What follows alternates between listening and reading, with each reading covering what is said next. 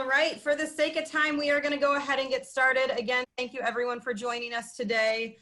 Please make sure that you have access to the participant guide that is linked in the chat box. That's the folder for all of these series, so you'll be able to find everything there every single week, but please make sure that you have that. And if you have any stakeholder feedback, Jody, I can't open haven't gotten to that yet, please make sure that you have that available so that you can take a look at it when we're going through the session today. So we're going to move right along. Today we are really excited to be launching our series with TNTP for school reopening planning. We have a 9-session series planned from now until August 3rd, and we're just really excited to have you all here and excited to be collaborating in the work. Jessica, you can go ahead and click the slide. Thank you. Just a reminder who is here with you from City Forward Collective. Myself, Melissa Caponegro. I am the director of the Quality Schools Initiative. Jadi's on the call, as well as Stephanie. We are all here to support you. So if you have any questions that you want to message us individually, that is completely fine. And also feel free to message the whole group if needed. And I'm sure there will be other participants from City Forward Collective on the call today. And again, just know that we are here to support in any way possible with any questions that you have. As a reminder, at City Forward Collective, our goal is really to ensure high quality education for all students in Milwaukee. And we do that through 4 pillars of work that are listed right here on this slide. One being family and community organizing, community informed policy, effective and representative talent, and strategic investments in quality schools. As we work together today and in the series as a whole, we just want to remind you of some session norms. By now, I think we're all pretty used to this virtual world, but just a reminder to be on video if possible. It helps for us to interact with one another. Use your chat as much as possible. Like I said, you can chat individually, you can chat the whole group, whatever works. And then we ask that you're just on mute until you're responding, just so we don't hear that background noise. And please know, I know I say it every time, but we're flexible in this process. And so we understand if you have kids and fur babies and spouses running in and out of the room. As many of you know, my daughter Reese is usually in here at some point to say hello to everyone. So we are flexible with that. We understand that. And this is just the world we're in right now. And so that's okay. And just want you to know that we're good. As we are moving into this first session and launching the series, I just want to remind everyone the objective of this series is really to create a scope and sequence that's intended to support districts and schools in reopening for the 2020-2021 school year. I want to remind everyone that we're better together. This series is not supposed to be a time to overwhelm and put more stress on an already very stressful time right now. More than anything, this series has been created to support you all, to work with one another, to create some common ground as we go through all of the options as we're planning for reopening. And so please keep that in mind. If you are feeling this high level of stress or you're feeling overwhelmed, reach out to us, let us know how we can support, and just remember that we're doing this series so we can work together as we plan for next year. So before I pass the mic to Jessica with TNTP, we're gonna set up for our breakout rooms. Because there are so many of you that are here with teams today, we wanna make sure that when we're digging into planning, you're planning alongside your team. And so we are going to set up breakout rooms based off of your school and or network name. And so you can change your name by right-clicking on your picture or sliding over the 3 dots on your picture and clicking rename. When you rename, I just want you to put a number before your name. If we can click to the next slide, you'll see that correlates with the school or network that you're with. As you can see, room 1 is all A through L, room 2 is M through R, room 3 is S through Z, and anybody that's not listed can also put a 3 in front of them if we miss someone along the way.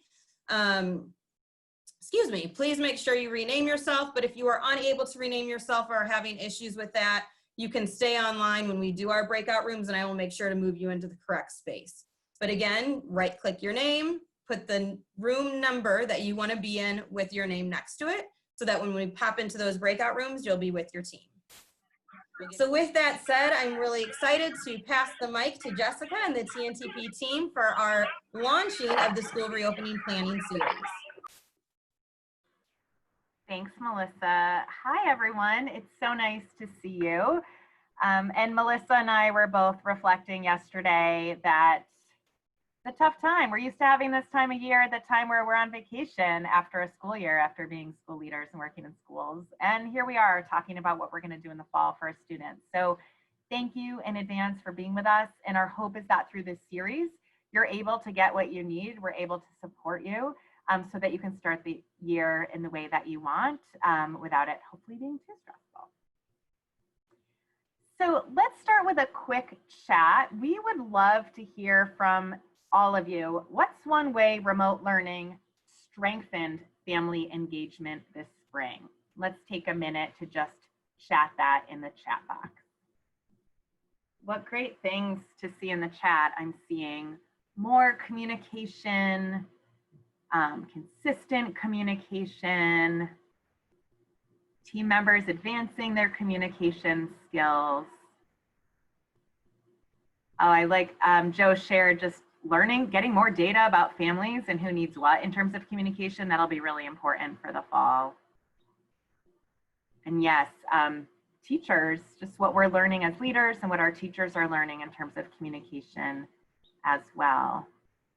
Oh, and I love that, that we all need to work together better too. Thank you all for sharing. That's really the basis of what we're talking about today. When we're talking about restart planning and your stakeholder surveys and feedback that you got, we're talking about keeping that connection. There's one silver lining from this pandemic in schools. I think we hear across the country, schools are feeling more connected and more knowledgeable with their families. Families are feeling much more familiar with what's going on at their schools and what they want to see going on at their schools. Here's what we're going to be covering today. We're going to be reviewing your survey data and figure out, okay, you have this information from your families and teachers about what they want. How do we plan for that? And then how do we plan for feedback long-term, especially given the fact that we're not talking about one change that's happening in the fall, but we're talking about potentially a longer-term impact of these changes. And then we'll close with a brief discussion of your restart planning team. Some of you are here today with your entire team. Thank you, welcome. So we're gonna be asking you, like, who else should you have on your team, or do you have everybody there? Some of you are here today, you don't even know what I'm talking about with the restart team. That's fine, you'll leave today thinking, okay, here are the people from my school that I wanna be able to get in my team. I am also joined today by 3 colleagues, Paul, Aaron, and Matt. They will all introduce themselves in the chat. And you will see us in your rooms. We are all former school leaders here to support you as we go through this content. So what I'd love for you to do now is you can turn to your handout, and that's in the session materials. And your handout has this same table in it. We wanted to really start by saying, okay, what are the decisions on your mind right now? What do you already know about how your stakeholders feel about these decisions? And what role do they have in making these decisions? So we're gonna take 3 minutes to fill this out independently and come back and share. All right, and let's come back together. So we know there's hundreds of decisions on your minds right now, but we'd love to hear from a few folks. What's one of the decisions on your mind? And how do you know what your stakeholders feel about this decision? And if that's too much, you could just share one of the decisions on your mind. I know there's so many. I'll go. I guess for us over at Nextdoor, what we're contemplating is who can we bring back safely? And so with early Head Start is our primary age group. Right now, the stakeholders and us, our major thinking is that we want that group to get on campus because it's easier to do virtual learning with our K4, K5 than it is trying to figure out how to do full-time work with people with the babies and the 3-year-olds. So that's kind of where we're at. Thank you. And how do your families feel about that and your teachers? Right now, I think everyone's on the same page. You know, as much as we want to have high learning and say that we're a learning institution, to serve our families, many of them really just need the daycare. And so the early Head Start piece is what we're trying to focus on. However, you know, as much as possible, we want to get as many classes back on campus, but really thinking about how to do that safely And what does that mean with staggered schedules? So so much of that is still up in the air. But what we do know is that at minimum, we'd like to get the early Head Start back on campus. I'd love to hear from someone else about a decision you're making, and how do stakeholders feel about that decision? And thanks to the folks who are sharing in the chat as well. Kendra, who just shared in the chat, could I call on you to just share with us what you know from your stakeholders about that decision?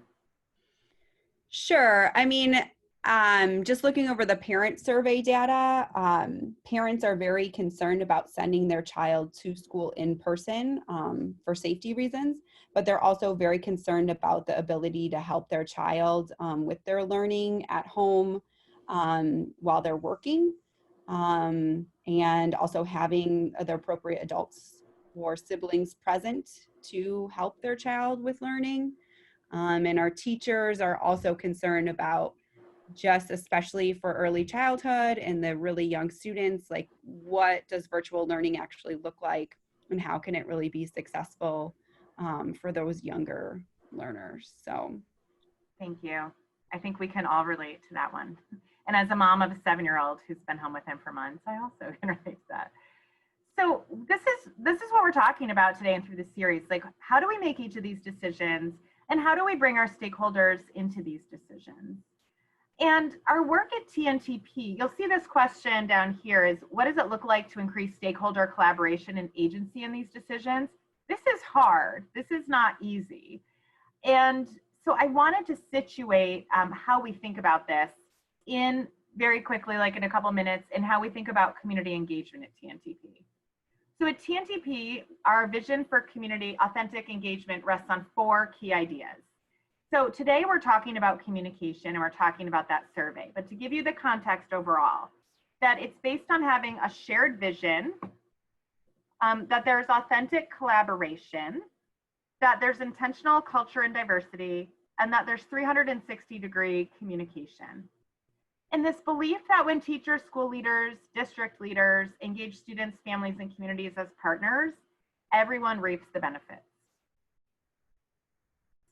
And when we think about living our commitment to partnering with students and families, we move beyond just what we're talking about today, the data collection, to increasing agency among stakeholders.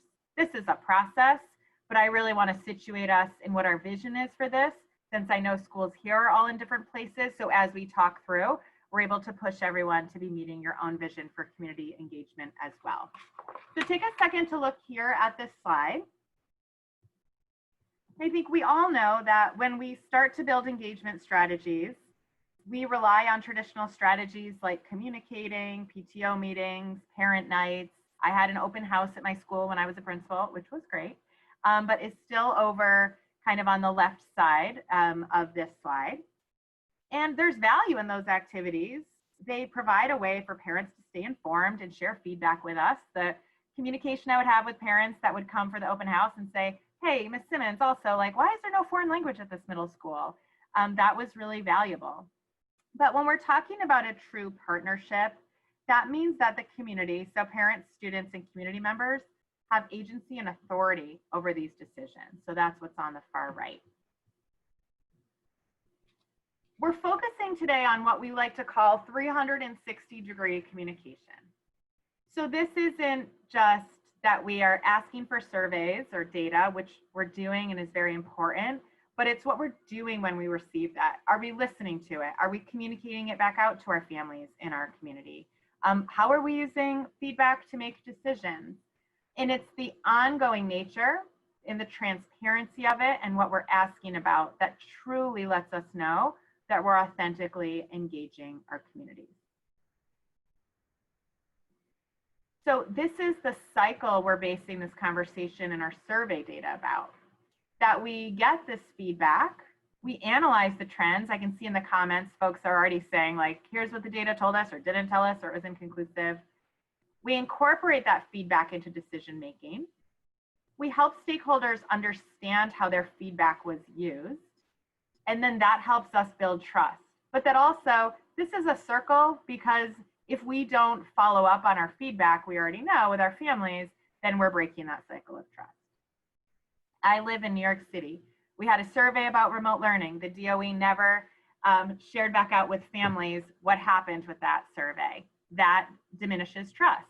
They just gave a survey about options for the fall. They shared back out with us what those options would be and how it was informed by family feedback. That then starts to build the trust. So I'm going to show you a couple of examples of how districts are approaching this. I found in return to school planning, since there's no guidebook that any of us have that we could share with you. I mean, there's actually many guidebooks now actually, but not one definitive one. We've been finding it most helpful to show folks examples of what other schools and districts are doing, and then talk about how we can do that as it serves our community best. So take a minute to look at this slide. This slide shows you what Denver Public Schools has done. And they've employed several tools to gain feedback from the community and respond to that feedback in real time. So they had a survey. They had daily Q&A sessions via Facebook with their superintendent and the board. And then the district shared initial survey results on their website, but not through other platforms. And I forgot to say, these are examples, they're not exemplars. There's great things about what I'm going to show you, and there's missed opportunities as well. So take a minute to look at this.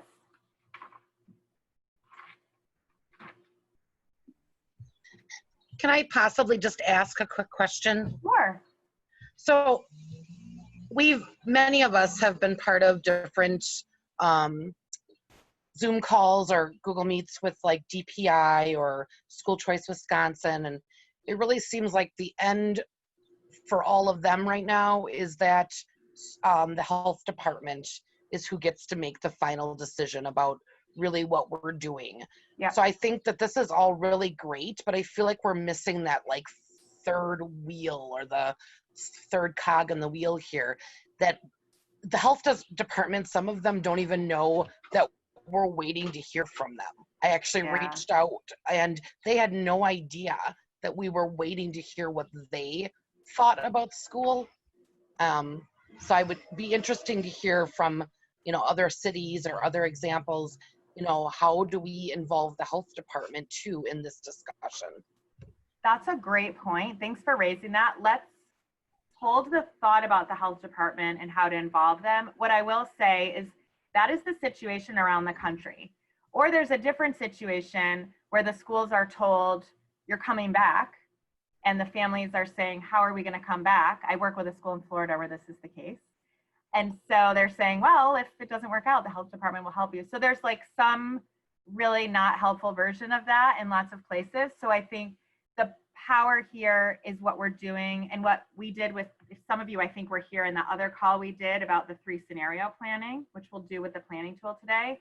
That's why this is so important, because we want to think about, okay, whatever scenario comes to play, what can I control in my position at my school to make sure we're ready? And so let's keep this idea of connecting with the health department with that, because we know none of these decisions can be made until they make the calls as well. So when you look at what Denver Public Schools has been doing, let's have a few folks share with us, like what's something where you think they did a good job getting further on that continuum of engagement? I appreciate the two-way communication with the Q&A on Facebook Live, so it's not just pushing information out to families, but also responding to them in real time. Thanks, Melissa. And what's something else they did well? I like that they published the responses from the surveys, the information from the survey, so you could see what other people were thinking, and so you don't feel like you're in it alone. I feel like it shows a lot more transparency. And where do you see an opportunity for them to move further along that continuum? What's something they may have missed here?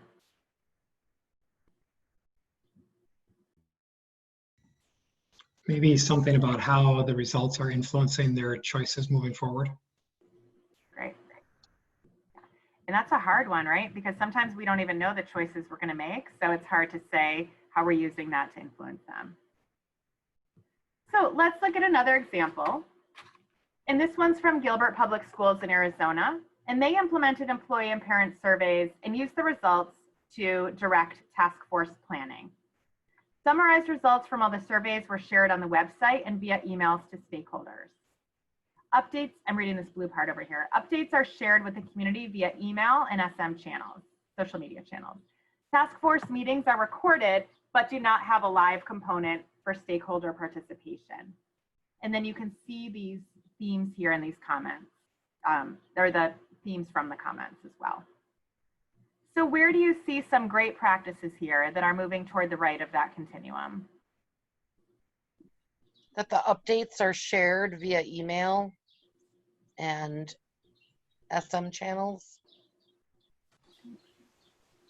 And what's something else they're doing well?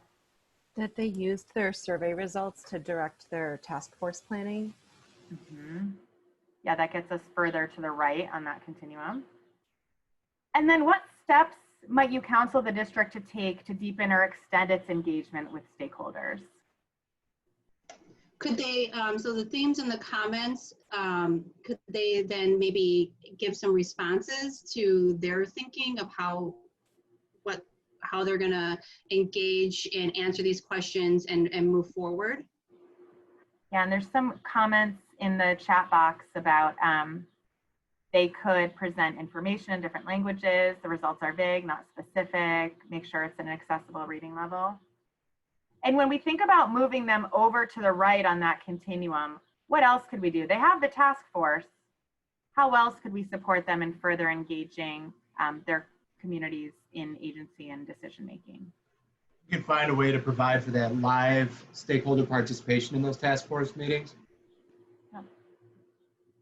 Luke, that is a good question. I don't have that information in front of me, but I can get back to you with that.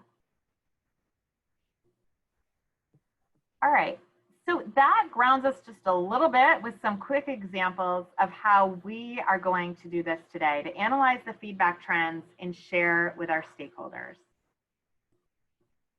So we're going to go through a process together where we're going to look, so some of you, I just want to acknowledge, some of you done the survey, looked at it, communicated it. Some of you haven't done a survey. Some of you are somewhere in between.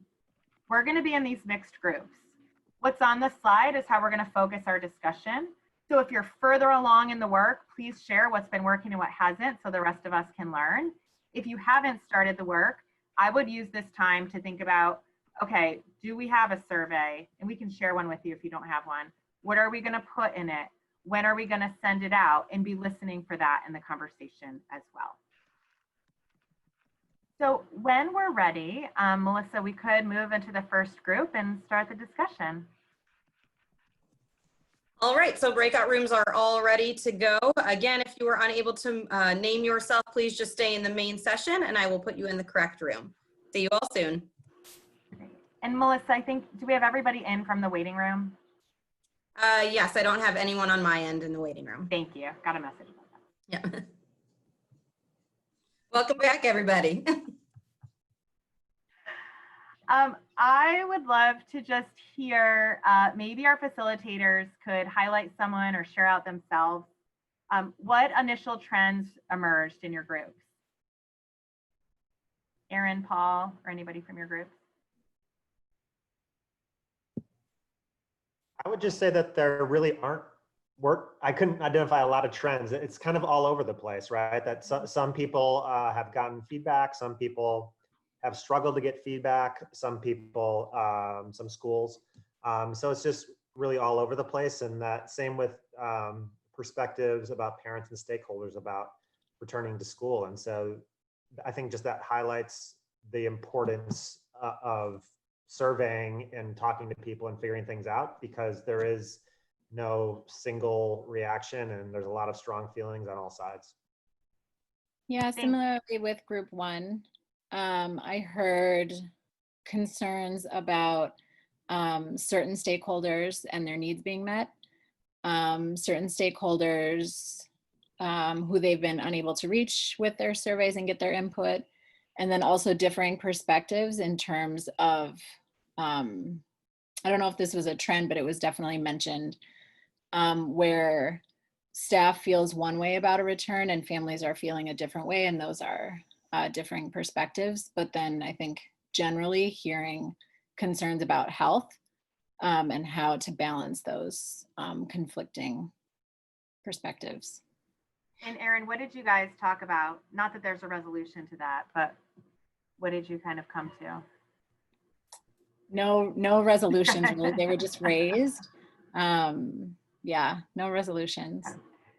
Yeah, and you know, one to build on what you both are saying, we talked in our group about the importance of that survey and gathering the data. That anecdotal information is really important. So if teachers are telling us parents are saying something, we want to listen to that. And we also want to get surveys because we often only hear from the people that are the squeakiest wheels because they're happy or not happy.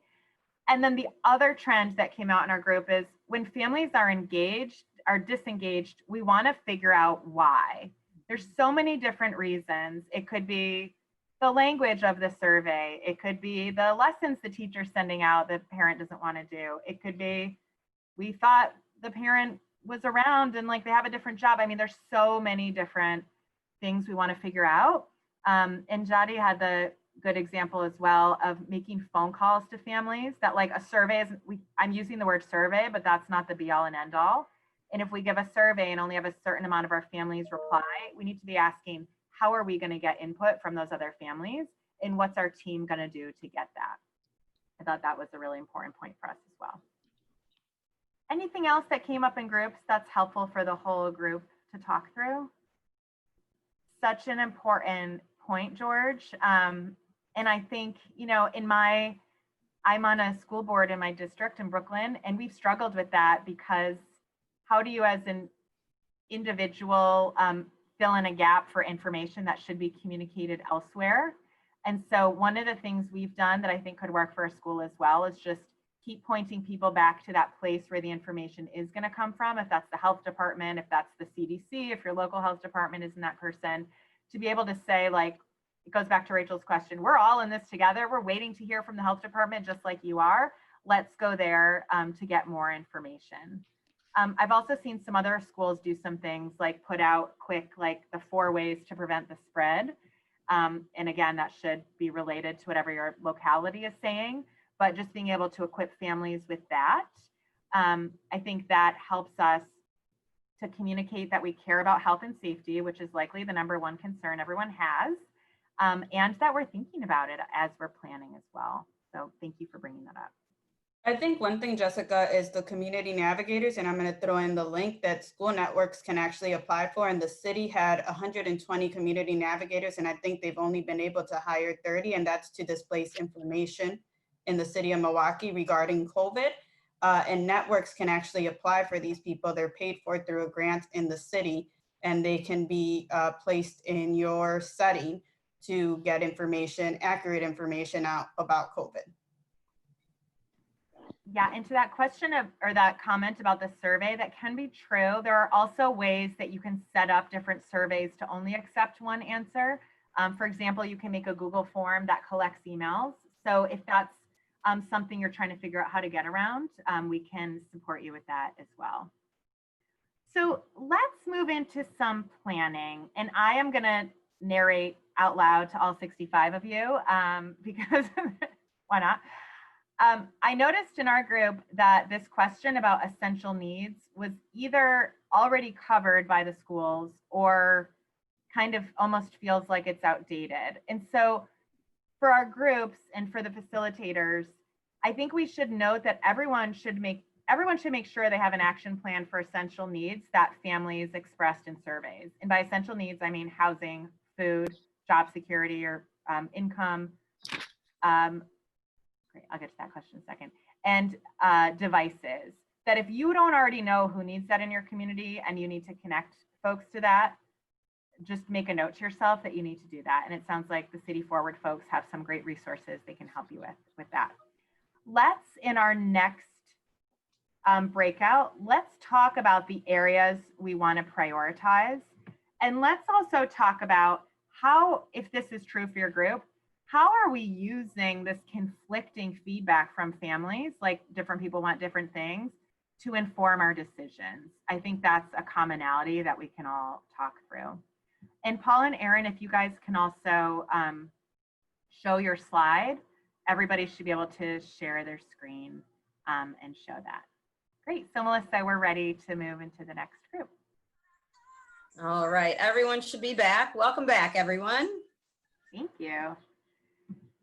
So I'm gonna zoom us out from the conversation that I know we were just in my group and ask this question. How can you use data from your survey to inform the big decisions you identified? And what I heard a lot in my room was the data is already coming back and it's split. Half the parents want to stay home, half the parents want to be in school. So given some of those realities, how are you using that data to inform those decisions? I'd love to just hear people's thinking processes. I know no one's like made plans yet necessarily, but how are you thinking about it? And Matt from my group, maybe you could start us off. I'd be happy to start, Jessica.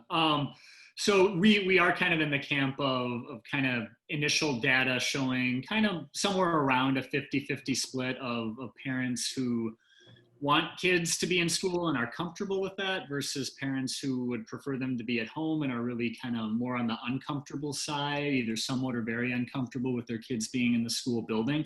So I would say our mindset, and we do have some meetings scheduled over the next week to really analyze that data and go through it and develop hopefully a more comprehensive plan. But I think our mindset is how can we, as a school community, to maintain our own sustainability, be flexible enough to accommodate the needs and desires of both of those camps. How can we determine and figure out more of a hybrid sort of model that would kind of, for lack of a better way to put it, keep everybody happy, right? Because if we, and I'm sure all other schools on the call as well, we can't afford to potentially lose a significant number of our student population because of the ripple effects that would have on finances, on layoffs, on all those sorts of things. So I think we're looking at it through the lens of how can we, number one, maintain safety as our first priority, but after that, looking at flexibility and sustainability and how we can accommodate those preferences and needs of our families, which are pretty divided in terms of what they need and what they want. Thanks, Matt. Yeah, you're welcome. How are other schools thinking about it? How are you using the data from the survey to inform those big decisions? At our school, we certainly are going to consider what everybody thinks, but at the end of the day, I believe that most people at our school at Pilati believe that it's not good for kids to not be in school. Like that's sort of where I'm operating out of. I don't believe that kids sitting at home online, that isn't good. So we're obviously going to try as much as we can to direct ourselves into a fuller type of school while at the same time trying to accommodate people who through their fear or through legitimate issues can't do that. I want to prepare to do that. One question that I have though is that has DPI addressed whether or not we're allowed to do that? Like I sort of am getting the impression, okay, pick a plan. How are we gonna like gauge whether kids are at school, who's not at school? I mean, I'm a little bit unclear on like how we would even do a two-tiered operation where some kids are coming to school who want to and other kids are just doing an online plan. I'd like to do something like that, but I don't know, do we have any guidance from that's allowed? DPI has an online guidance booklet. I'll try to find it and I'll put it in the chat, but I believe we have that. Yeah. I don't think DPI has made a final decision, but based on the guidance that it's saying some days off, it means that DPI would have to create an exception.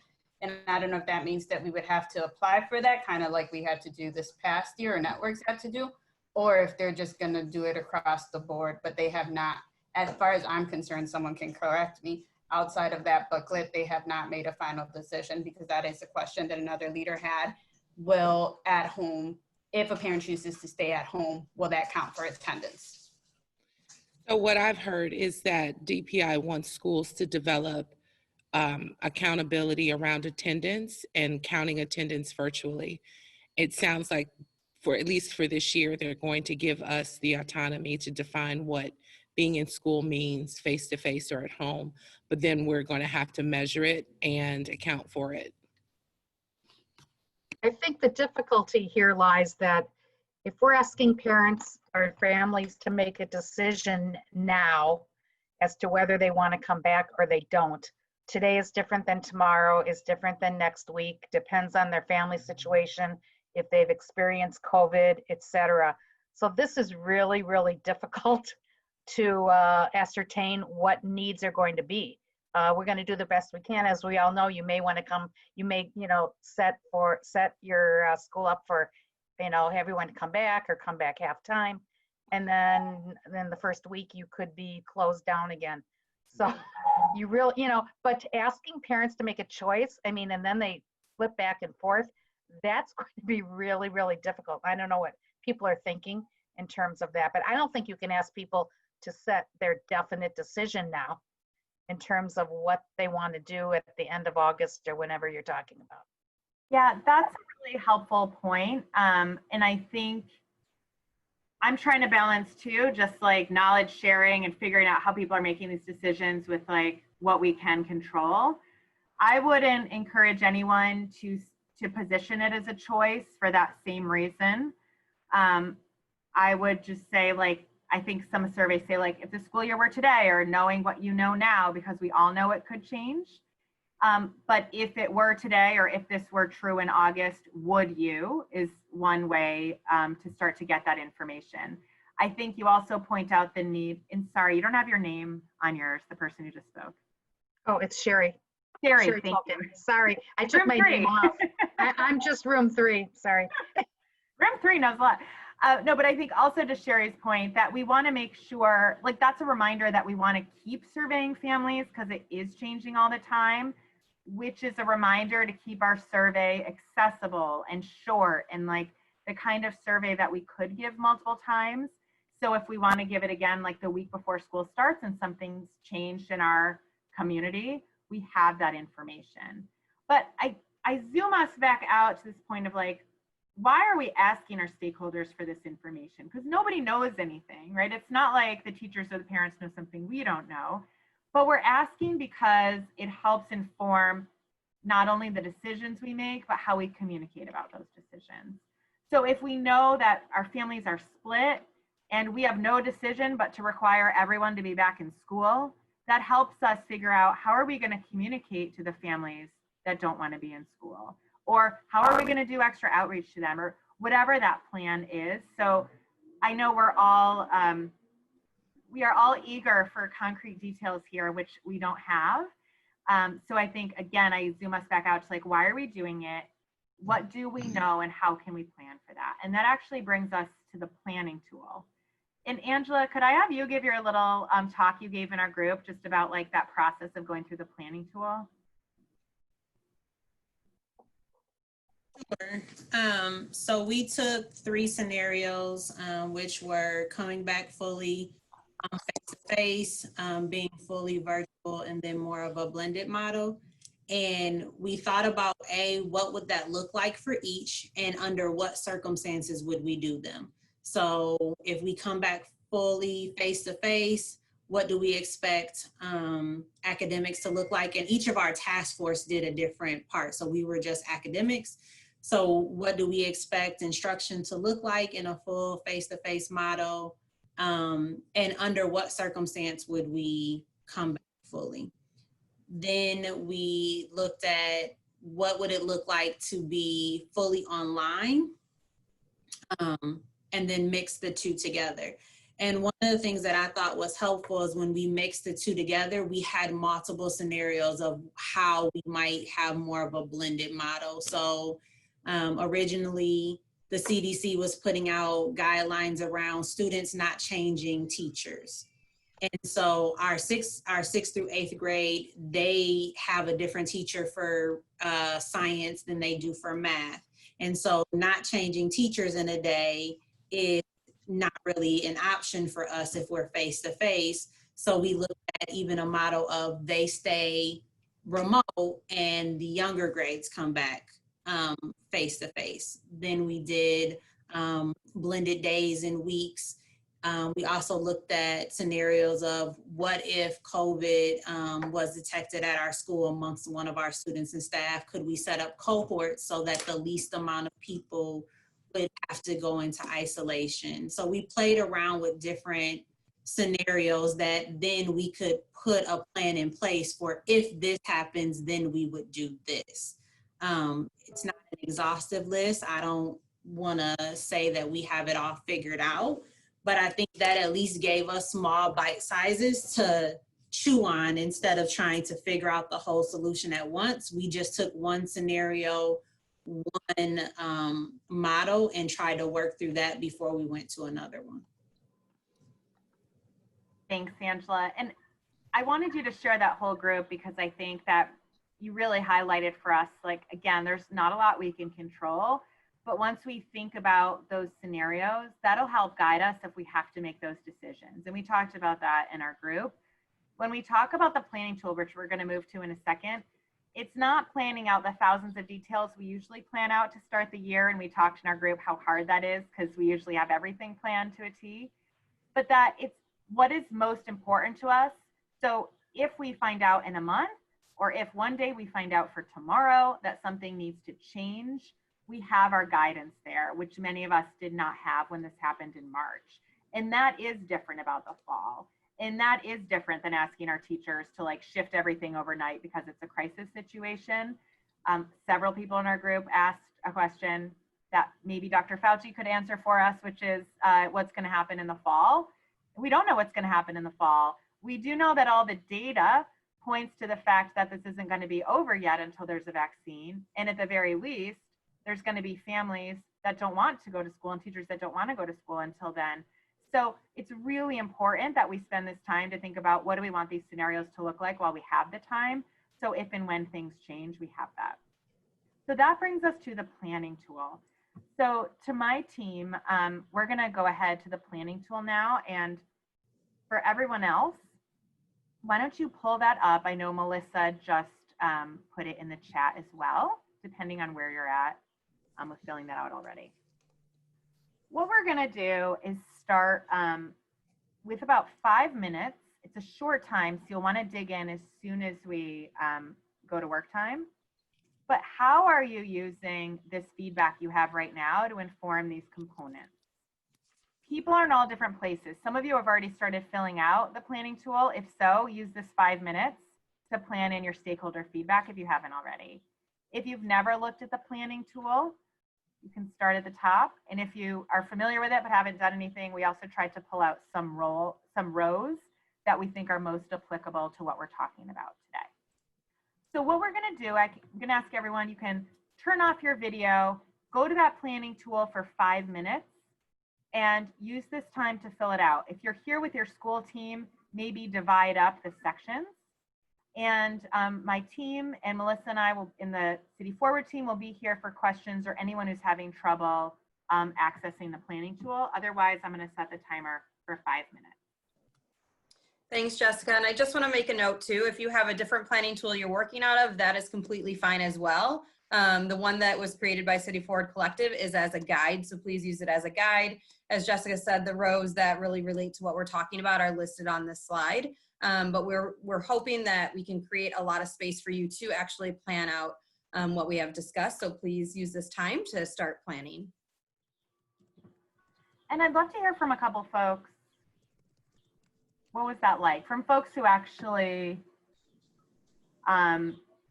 were able to do some planning there. What helped? Let's start with that. What helped? It helped to be online at the same time with my team, and we were all adding at the same time. Nice to see that we have similar thoughts. Great. So adding material. And such a good point for the summer when often our schedules don't align too. Good. What else was helpful with that? Hi, I'm Dave D'Antonio from Notre Dame School of Milwaukee. And one of the things that's super helpful is just relying on the pre-existing data that we have. And for some of us, that's going back and looking at the survey that either some of the feedback we got from the CFC survey was super insightful. We also had launched one. I know my colleague Matt was speaking about that earlier. Through using Slido in faculty meetings through summer school, we're able to get immediate live feedback from our teachers. So that's been a data source. So it's great because we have all this data. What's not great is like remembering to use it in those critical decision-making times, and when there's a group of decision makers at the table, bringing the external voices to the table. And so what is helpful about this document and its format is it just compels you to implore that feedback. Thanks, David. And let's hear from one more person where this was helpful. So I'd like to speak. My name is Janet Colvin. I'm the new principal of Mesa in Milwaukee, just transitioning maybe 2 or 3 days ago from a district school to a charter school. So what's helpful is being able to have a template that's going to guide us, and Mesa's data will be coming in on Thursday, and thinking about ideas of how to get even more parents to respond to the survey. That was resonating within me. Having collaborative conversations with the team from Mesa that are here, and just having little sidebars of this is what we need to do. We need to get this done. We need to take care of that. We did have 14 responses, and just a quick review of the responses was that it was a division of 14 parents, or I should say half parents were thinking that, you know what, our students are ready to come back to school if it is a safe learning environment. And then the other half saying, I would like to continue at home for remote learning. So using the data that we are going to receive in the upcoming days to help us complete this template and then guide us on what the reopening is going to look like is a starting point and a focal point for us as we continue this journey. So thank you.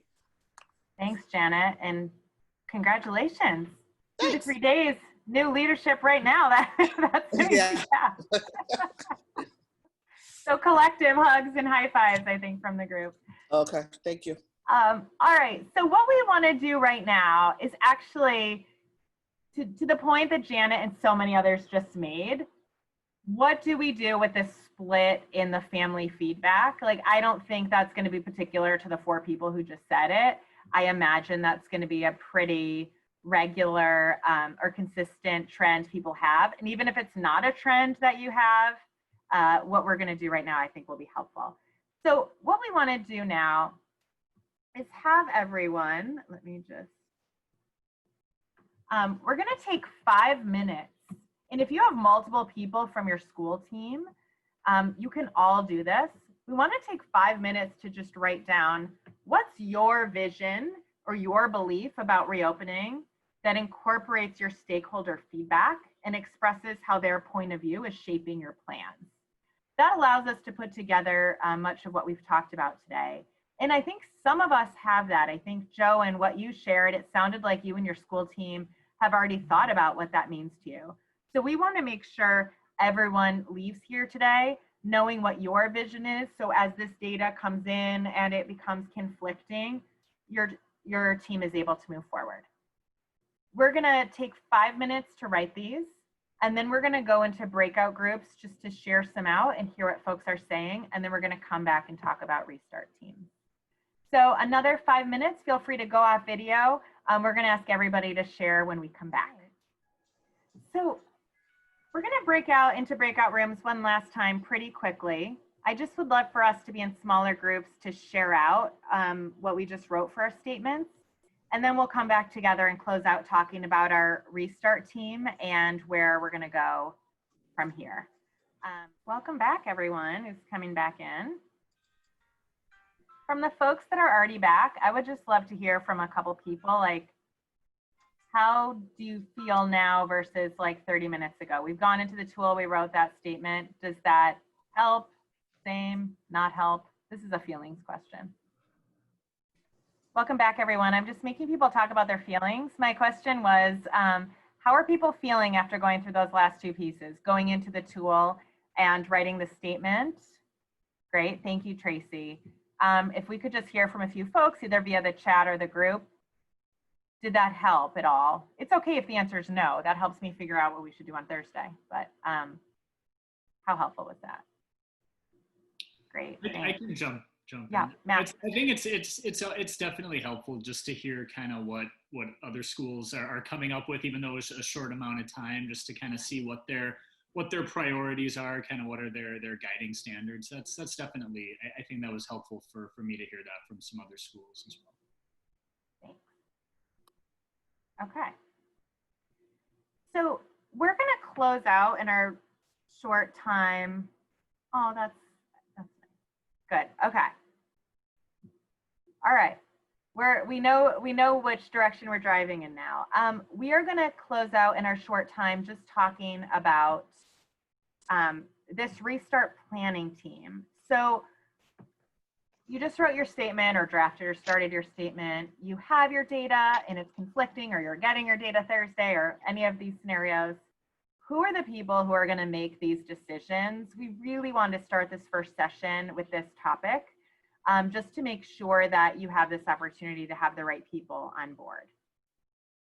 So in our session on Thursday, where we're going to talk more about academics, we're really going to dig into these 4 principles. But for those of you that have read the Learning Acceleration Guide, we really want to have our decision making grounded in these values because they put student learning at the forefront. We haven't been talking about that explicitly, but someone said it in the chat. Teachers, leaders, parents, we all want the best for our kids. And so here's what we're using to ground this planning as we move through this process. In your handout, we've excerpted, there's a learning acceleration guide for school leaders. It's very similar and slightly different than the one that you read if you go to our website. But I want to give you a second to look at these key recommendations, because these are going to be really key to our work moving forward. So take a few seconds just to read the recommendations on this slide as you think about your planning team, and then we'll talk about them. So these are TNTP's recommendations generally to everyone in the country. And you all have a lot of this already happening by virtue of the fact that you're here, that you have support, and that you have the planning tool. When we think about what you have control over as you're going through this process, we're thinking about right now number 4 and then kind of 5.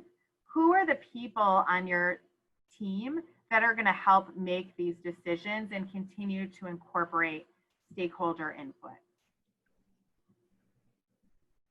So what we want to do now is spend our last few minutes going back to the tool and thinking about these pre-planning questions. I know some of you have already filled out those pre-planning questions, so skip over that part.